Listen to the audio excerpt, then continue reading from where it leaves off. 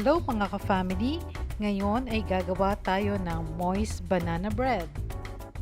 Sa isang container, ilagay ang 1 cup evaporated milk at 1 tablespoon white vinegar para ito sa ating magiging buttermilk. Then, iset aside na muna. I-mash na approximately 500 to 600 grams peeled banana. At dahil gusto ko nang gumawa, ito ang available guys. Dito guys, mas overripe, mas maganda dahil mas malasa ang banana. Sa isang bowl, ilagay ang mga dry ingredients. 3 cups all-purpose flour, 2 teaspoon baking powder, 1 teaspoon baking soda, at 1 teaspoon iodized salt. Give it a good mix and set aside. Sa isang separate bowl, ilagay ang 4 pieces eggs at 1 1/2 cup white sugar.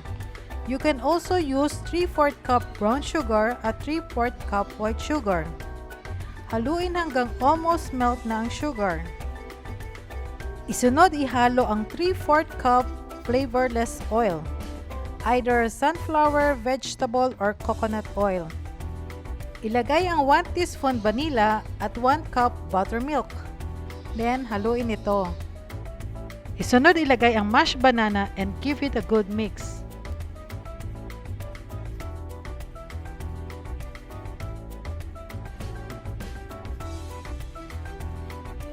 Ilagay ang dry ingredients sa wet ingredients at haluin ito ng mabuti.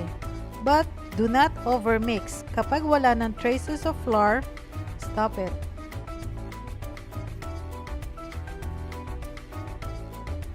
Ilagay ang butter sa loaf pan molder with parchment paper, approximately 2 cups each. Yun isang loaf pan, plain butter lang ang gagawin natin. Yung remaining butter, nilagyan ng roasted peanuts. Nagtansya lang ako ng dami ng nilagay ko dito at nagtira din ng pang-toppings.